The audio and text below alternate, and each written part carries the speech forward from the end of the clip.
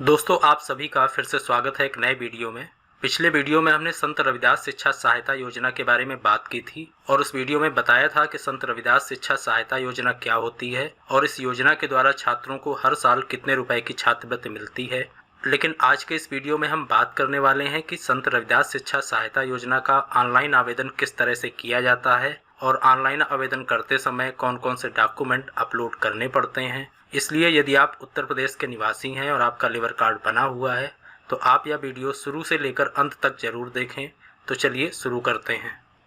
दोस्तों, उत्तर प्रदेश में labour card की योजनाओं के आवेदन अब केवल ऑनलाइन ही होने लगे हैं और योजनाओं का ऑफलाइन आवेदन पूरी तरह से बंद कर दिया गया है। इसलिए जिन योजनाओं का आवेदन करना हो वो सभी योजनाओं का आवेदन सिर्फ ऑनलाइन ही किया जाएगा। आज हम संत रविदास शिक्षा सहायता योजना का ऑनलाइन आवेदन करके देखेंगे। तो इसके लिए हम चलते हैं upbocw.in वेबसाइट पर, यानी कि उत्तर प्रदेश भवन एवं अन्य सन्निर्माण कर्मकार कल्याण बोर्ड की वेबसाइट पर। अब हम आ चुके हैं upbocw.in वेबसाइट के होम पेज पर और यहाँ पर हम नीचे देखते हैं कि योजना का आवेदन, यानी कि योजना का आवेदन करें। जब हम योजना का आवेदन पर क्लिक कर देते हैं तो एक नया पेज ओपन होता है और यहाँ पर अपना पंजीकृत मंडल चुनें। तो हम अपना मंडल सिलेक्ट कर लेंगे। इसके बाद योजना चुनें। तो यहाँ पर जितनी भी योजनाएं हैं सभी का नाम लिखा हुआ है और उनमें से एक को आप सिलेक्ट कर लेंगे। तो यहाँ हम देखते हैं कौन कौन सी योजनाएं हैं। गंभीर बीमारी योजना, मेधावी छात्र पुरस्कार योजना और इस तरह से नीचे देखते हैं। लेकिन यहाँ पर संत रविदास शिक्षा सहायता योजना का नाम नहीं है। इसका मतलब है कि आप उत्तर प्रदेश भवन एवं अन्य सन्निर्माण कर्मकार कल्याण बोर्ड की वेबसाइट से आप संत रविदास शिक्षा सहायता योजना का ऑनलाइन आवेदन नहीं कर सकते हैं। तो अब दूसरा रास्ता है कि हम जन सुविधा केंद्र में जाकर के इसका आवेदन करें। तो अब हम चलते हैं जन सुविधा केंद्र की वेबसाइट पर और अब हम आ चुके हैं CSC सेंटर की वेबसाइट पर। तो CSC सेंटर के द्वारा इसका हम आवेदन करेंगे। तो यहाँ पर CSC सेंटर का पोर्टल ओपन हो चुका है। यहाँ पर योजना आवेदन पर क्लिक कर देंगे। जब हम योजना आवेदन पर क्लिक करते हैं तो यहाँ पर हमें योजनाओं में से एक योजना सिलेक्ट करनी पड़ती है। तो यहाँ पर हम देखते हैं, यहाँ पर संत रविदास शिक्षा सहायता योजना का नाम है और इसको हम सिलेक्ट कर लेंगे। सिलेक्ट करने के बाद में सर्च पर क्लिक करेंगे। जब हम सर्च पर क्लिक करते हैं तो सबसे पहला आवेदक का प्रकार दिखाई देता है कि हमें किस तरह का आवेदक है, पंजीकृत श्रमिक है या कोई दूसरा है। तो यहाँ पर हम पंजीकृत श्रमिक ही सिलेक्ट करेंगे और इसके बाद हम श्रमिक की पंजीयन संख्या लिखेंगे और पंजीयन संख्या लिखने के बाद में सर्च पर क्लिक कर देंगे।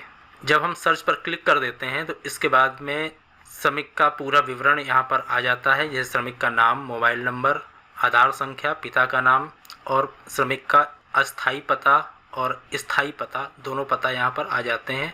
इसके बाद आता है आवेदन तिथि। आप जिस तारीख को आप आवेदन करेंगे वो तारीख यहाँ पर दिखाई देगी। इसके बाद है बालक या बालिका का नाम।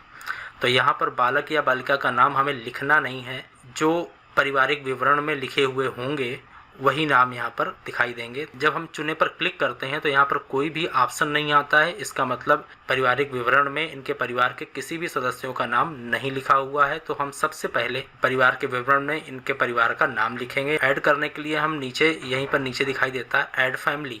तो हम ऐड फैमिली पर क्लिक करेंगे। जब ऐड फैमिली पर क्लिक करते हैं तो नए पेज पर सदस्य का नाम इंग्लिश में लिखना है, उसके बाद सदस्य का नाम हिंदी में लिखना है, इसके बाद सदस्य का आधार नंबर लिखना है, इसके बाद लिंग सिलेक्ट करना है, जैसे पुरुष या स्त्री, यह हम सिलेक्ट कर लेंगे।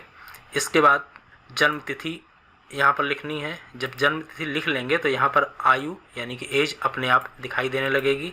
इसके बाद लास्ट में संबंध चुनेंगे कि पुत्र है, भाई है, पिता है, ये हम इसको सिलेक्ट कर लेंगे। जब सिलेक्ट कर लेंगे इसके बाद पर बाईं तरफ जोड़ें का ऑप्शन दिखाई दे रहा है, यहाँ पर हम क्लिक करेंगे। जब हम यहाँ पर क्लिक कर देते हैं तब एक सदस्य का नाम जुड़ जाता है। इसके अलावा यदि और भी सदस्य हैं तो एक एक करके उन सभी सदस्यों का नाम यहाँ पर हम जोड़ सकते हैं और जोड़ने के बाद में फिर हम यहाँ पर चलेंगे और दोबारा सर्च पर क्लिक करेंगे।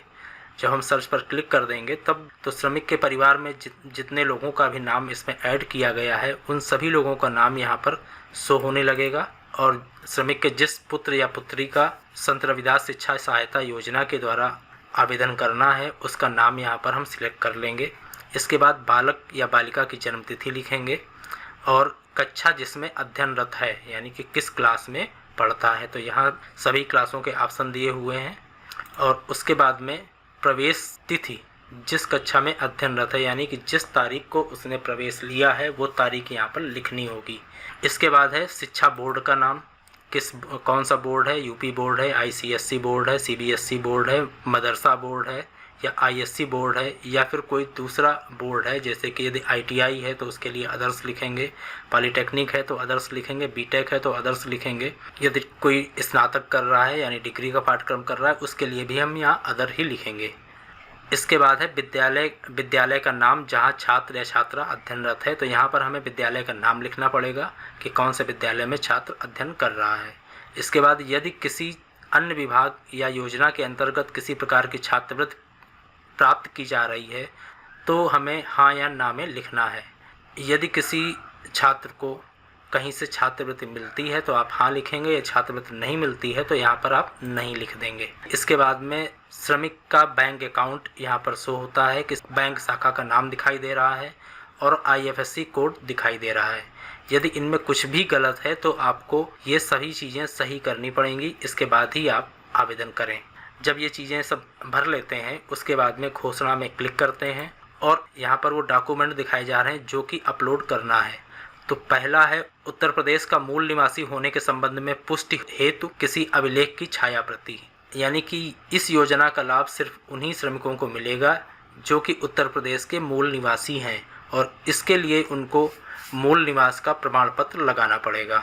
दूसरा है वर्तमान के विद्यालय में अध्ययनरत होने के संबंध में प्रधानाचार्य का प्रमाण पत्र, यानी कि वर्तमान में जिस क्लास में छात्र पढ़ रहा है तो वहाँ के प्रधानाचार्य द्वारा अध्ययनरत प्रमाण पत्र लगाना पड़ेगा। तीसरा है इंटरमीडिएट से उच्च कक्षाओं या तकनीकी कक्षाओं को इंजीनियरिंग आदि में प्रवेश के प्रमाण पत्र, यानी कि यदि इंटरमीडिएट से ज़्यादा में कोई छात्र पढ़ रहा है जैसे कि स्नातक, परास्नातक या फिर आईटीआई, पॉलीटेक्निक, बीटेक, इस तरह की कोई भी कक्षाओं में यदि कोई छात्र पढ़ रहा है तो उसको प्रवेश का प्रमाण पत्र या फिर जमा किए गए शुल्क की रसीद की छाया प्रति यहाँ लगानी पड़ेगी।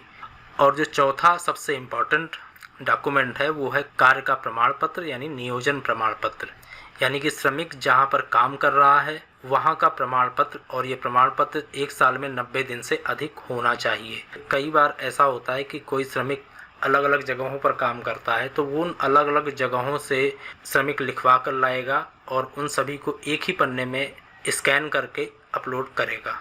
इस तरह से 4 डॉक्यूमेंट अपलोड करने पड़ते हैं। जब सारे डॉक्यूमेंट अपलोड कर लेते हैं तो सबमिट पर क्लिक कर देंगे। जब हम सबमिट पर क्लिक कर देते हैं तब हमारा आवेदन पूरा हो जाता है और यहाँ पर हमें एक आवेदन संख्या मिल जाती है। इस तरह से हम संत रविदास शिक्षा सहायता योजना का ऑनलाइन आवेदन करते हैं। तो उम्मीद है आपको हमारा वीडियो पसंद आया होगा। यदि वीडियो पसंद आए तो आप इसको लाइक करें, शेयर करें।